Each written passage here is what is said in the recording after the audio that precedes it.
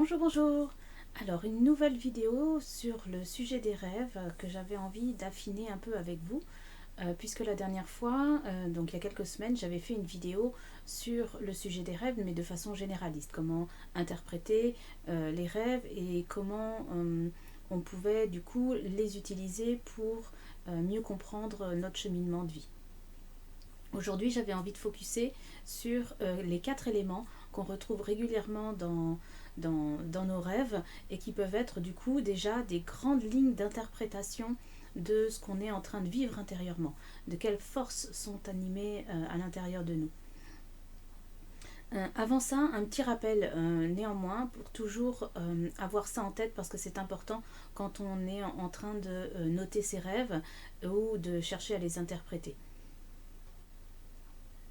Alors, ces éléments qui sont importants, c'est le fait que dans un rêve, c'est notre part inconsciente qui s'exprime et malgré tout, elle n'est pas que objective, elle est également subjective, c'est-à-dire que quand on regarde nos rêves, il y a forcément à prendre en compte la symbolique de façon générale de ce qu'on est en train de vivre, mais il faut également toujours le rapporter à son propre vécu. Donc, c'est-à-dire des expériences de vie qui seraient vraiment en lien avec quelque chose qui a été mis en évidence dans le rêve, mais également quand on est en train de rêver, quelles étaient les émotions qui étaient vécues à ce moment-là face à tel élément ou tel autre symbole. Parce que parfois une même situation dans un rêve va nous causer des émotions qui vont rester agréables, positives, où on va se sentir plus ou moins bien, et d'autres situations, non, je veux dire la même situation, où là par contre d'autres émotions vont se mettre en route, qui vont plutôt être vraiment très stressantes, des peurs qui vont être liées à ça, etc. Donc ça peut être déjà une source d'interprétation de voir que devant un même événement, il y a eu une évolution de notre positionnement intérieur pendant le rêve. Mais en tout cas, même s'il n'y a pas de répétition de rêve à proprement parler, quand on est en train de rêver, quelle était l'émotion qui était vécue à ce moment-là, c'est également à prendre en compte dans l'interprétation. Alors, les 4 éléments dont je voulais vous parler dans cette vidéo, ce sont les éléments air, eau, feu et terre. Pourquoi cela principalement? Parce qu'ils représentent symboliquement quelque chose de très important. Chacun représente une force intérieure inconsciente et qui du coup est symbolisée dans ses rêves, et aussi parce qu'on les retrouve dans la roue zodiacale, et donc du coup ce sont vraiment des éléments qui sont très présents en nous dans notre construction. Alors le premier élément, on va étudier l'élément air. L'élément R s'identifie à tout ce qui est de la sphère intellectuelle, de la sphère cérébrale, les pensées, la communication de façon générale, mais ça peut être aussi la découverte intellectuelle, des croyances, ça peut être des schémas de pensée qui sont en cours à l'intérieur de nous, ou qui sont à libérer, ou qui ont été en nous par le passé.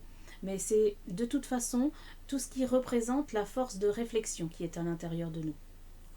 Donc au travers ce prisme-là, comment l'air se présente dans le rêve? Alors parfois rien de spécial, il n'y a rien qui représente le vent, rien qui représente la façon dont on respire, mais parfois ces éléments-là sont pris en compte, se positionnent d'une façon vraiment prégnante et nous font vivre quelque chose. Donc c'est là que c'est intéressant à observer.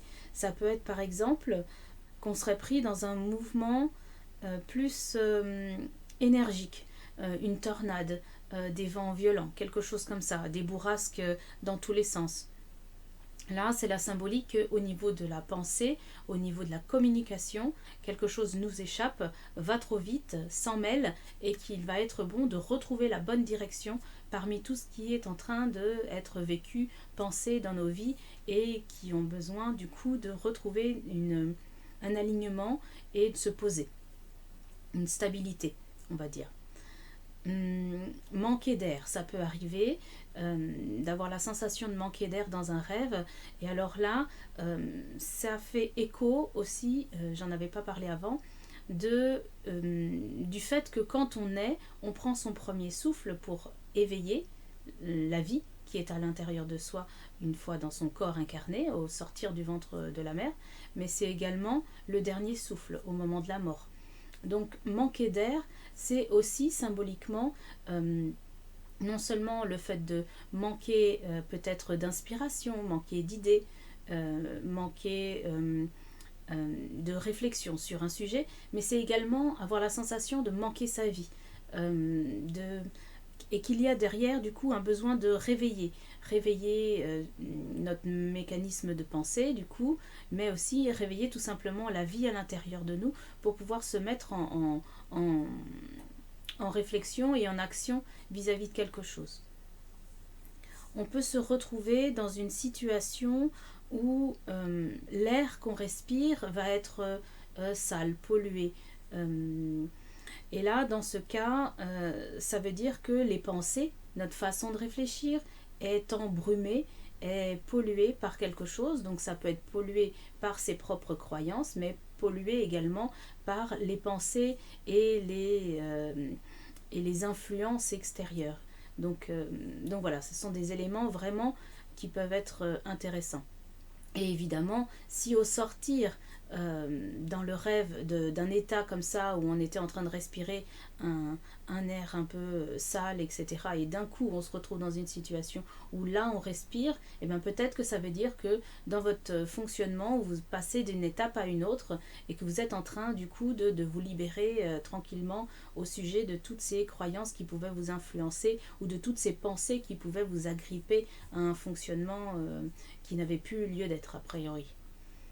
Ça peut être également la sensation de lutter pour respirer. On parlait dans le manque d'air, le fait de réveiller sa vie, mais ça peut être cette sensation de lutter pour retrouver son propre cheminement, parce qu'on est fatigué de toutes ces pensées, etc. Donc finalement, vraiment, l'air, ça représente tout ce mouvement intérieur qui est mis en place dans notre vie au niveau de la sphère intellectuelle. Donc à vous de regarder comment ça se présente dans votre rêve au niveau de l'élément air. Alors ensuite, je peux vous parler de l'élément feu.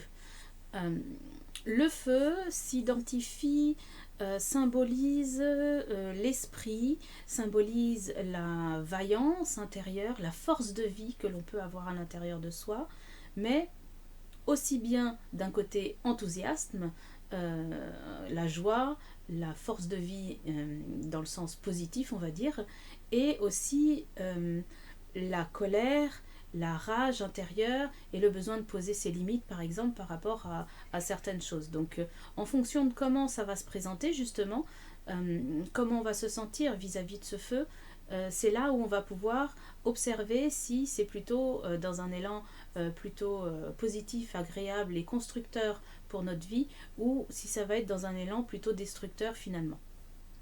Donc ça c'est à interpréter en fonction de ce que vous ressentez pendant le rêve. Le feu est également une force énergétique vitale. On le rapporte à la Kundalini, pour ceux qui savent, c'est le serpent énergétique à double branche, même triple si on prend la colonne, qui court le long des chakras. Et c'est cette force intérieure au niveau énergétique qui fait que on est connecté de haut en bas entre les différents plans terrestres et subtils. Le feu va également être tout ce qui est passionnel, mais aussi purification. Ça va être du coup l'objet du renouveau dans sa vie et l'atteinte à travers ce renouveau d'une forme de sagesse. Donc à vous du coup de regarder comment ce feu se positionne. Donc comment le feu se présente dans le rêve? Est-ce que vous voyez par exemple un feu s'allumer ou un feu s'éteindre, quelle que soit sa taille? Le feu qui s'allume serait le réveil de notre force intérieure, le réveil de notre connexion aux énergies de notre force vitale. Un feu qui s'éteint va être au contraire une mise en sommeil de tout ça. Est-ce que c'était un feu qui était là pour nous guider, pour nous éclairer le chemin, qu'il soit petit ou grand de la même manière? Est-ce que c'était un feu qui représentait plutôt une destruction comme un incendie. Et dans ces cas-là, ce serait plutôt le sentiment intérieur d'une perte de contrôle au niveau de sa force vitale, une perte de contrôle au niveau de son sentiment d'être vraiment pleinement en vie et d'être connecté à qui on est véritablement au niveau de sa pose de limite et de sa connexion également à la force de vie qui est à l'intérieur de nous, puisque le feu, c'est un peu l'esprit sacré, c'est un peu l'étincelle de vie que l'on porte en soi. Donc tout ça est à rapporter à ce symbolisme-là. Est-ce que le feu, comme je disais, oui, était là pour nous guider dans une zone sombre? Si par exemple dans le rêve on est en train de marcher dans un couloir sombre ou dans une maison sombre et que le feu est nécessaire pour nous guider, ça voudrait potentiellement dire qu'il y a une force vitale à l'intérieur de nous, petite ou grande, peu importe, mais qui est là pour nous aider à avancer, à trouver notre direction, à trouver notre chemin. Donc comment est-ce qu'on se sent vis-à-vis de ça? Déjà, les faits qu'on se sente dans une maison, dans un couloir, peu importe, qui soit sombre, représente le fait qu'on se sente en insécurité, qu'on manque de vision, qu'on manque de clarté sur ce qui se passe tout autour de nous et comment ça se positionne. Mais si on a avec nous, pour nous aider à avancer, une bougie, une lampe torche, quoi que ce soit qui soit le représentatif du feu, on peut prendre conscience qu'il faut justement se faire confiance, qu'il y a quelque chose à l'intérieur de nous qui sait dans quelle direction aller, malgré le fait qu'on se sente en insécurité. Finalement, tout ce qui va être du domaine du feu, de la lumière, représentera cette force de vie intérieure qui cherche à prendre place, qui cherche à s'exprimer et à passer à l'action pour vraiment aligner sa vie. Ensuite, on va avoir l'élément eau. Alors, l'élément eau est régulièrement présent dans les rêves, peut-être un peu plus que les trois autres, mais tout dépend après de là où vous en êtes dans votre parcours, mais on me raconte souvent des rêves où l'eau est très présente. L'eau, c'est symboliquement les émotions, mais aussi la connexion à l'âme, à notre sensibilité du moment, à notre connexion véritablement à notre inconscient, à la rêverie, à notre imaginaire et également à une forme de spiritualité. L'eau, c'est aussi l'espace où on grandit, c'est notre première demeure. Quand on est dans le ventre de notre mère, c'est nos premières sensations du liquide amniotique qui est autour de nous. Donc l'eau est vraiment quelque chose qui vient soulever une symbolique vraiment très importante. C'est là où la vie finalement se crée, peut se nourrir, mais aussi qui permet de nous nettoyer, de nous régénérer dans le sens constructif des choses, mais dans un sens plus destructeur. Trop d'eau, trop d'émotions, trop d'inconscience peut nous tuer et nous amener à nous noyer, par exemple. Quand on va avoir un rêve où l'eau est présente, il y aura toujours une question de profondeur à observer. Est-ce qu'on a pied, est-ce qu'on n'a pas pied dans nos émotions, dans notre inconscient? Est-ce qu'on arrive à garder une forme de sensation d'être bien dans ce milieu, dans nos émotions? Est-ce que l'eau, de la même manière que pour l'air par exemple, est-ce que l'eau est propre, ou elle est sale, ou elle est dangereuse a priori? Est-ce qu'elle tourbillonne et nous embarque dans quelque chose qu'on ne maîtrise pas? Là ce seraient les émotions dans lesquelles on s'embarque et qu'on ne maîtrise plus. Est-ce qu'au contraire elle devrait être mouvante mais d'un coup elle est statique, donc ça voudrait dire qu'il y a quelque chose qui s'est figé au niveau de nos émotions.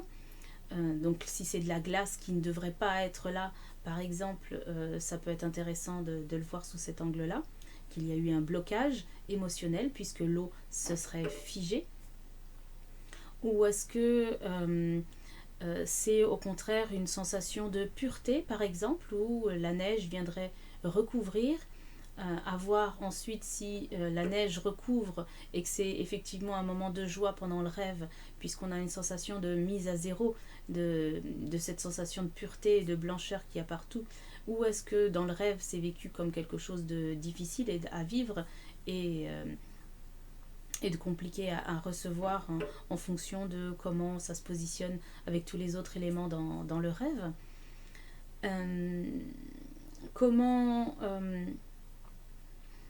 comment dans certaines situations l'eau éventuellement devait être à un certain niveau et puis finalement elle déborde, euh, que ce soit un objet qui n'a pas lieu d'être de déborder tout seul, ou que ce soit le lit d'une rivière par exemple qui déborde, ou que ce soit un tsunami parce qu'on serait sur une plage, ou de grandes vagues, ou qu'on serait au milieu d'une tempête. L'eau comme ça, quand elle est mouvante et qu'elle se retrouve à nous mettre en danger dans les rêves, il y a très certainement une interprétation à faire dans le sens où on est complètement débordé par nos émotions, notre inconscient, qu'il y a beaucoup de choses à nettoyer et que ça va nécessiter du coup un grand remue-ménage de nos émotions pour vraiment pouvoir les restructurer et les remettre dans leur forme initiale. Sans évidemment rentrer dans le déni, hein, bien évidemment, mais on voit que quand il y a des grands mouvements d'eau comme ça dans nos rêves, c'est qu'il y a un besoin d'aller vraiment en profondeur dans ce qu'on ressent, dans ce qu'on traverse, pour essayer de voir où est-ce qu'on a la sensation finalement de perdre le contrôle de nos émotions, puisqu'elles viennent nous envahir comme ça. Parce que l'eau, dans sa double interprétation possible, elle est à la fois représentante de ce qui est émotionnel, et ça peut être du coup les difficultés, mais ça peut être aussi le mécanisme de guérison. Donc finalement, la force qui est animée dans la symbolique de l'eau, c'est la force de guérison au travers des émotions. Donc c'est pour ça que c'est toujours intéressant de regarder comment l'eau se positionne dans notre rêve, puisque ça va être finalement le baromètre de notre capacité à nous soutenir émotionnellement, ou au contraire dans l'état de déstructuration dans lequel on peut éventuellement être. Donc voilà pour l'élément eau. Ensuite, on a l'élément terre. Alors, l'élément terre est très intéressant également, puisque symboliquement, outre la planète Terre, c'est vraiment le sol sur lequel on peut tout baser. C'est le socle sur lequel on peut s'appuyer, sur lequel on peut avancer. C'est finalement le domaine de notre sécurité. Dans les interprétations possibles, la terre est également à rapprocher de la symbolique des maisons.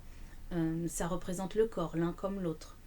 À la différence, c'est que quand le rêve est plutôt axé sur vraiment le sol, la terre, c'est vraiment notre base sur laquelle on avance avec notre corps, alors que quand on rêve d'une maison, c'est les différentes parties qui sont à l'intérieur de nous et de notre corps.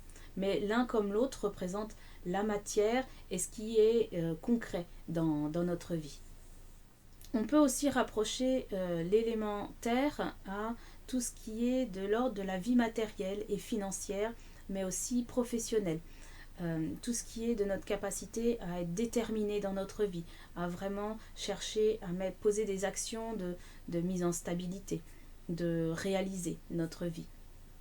C'est un peu comme notre patrimoine intérieur sur lequel on peut se baser pour avancer.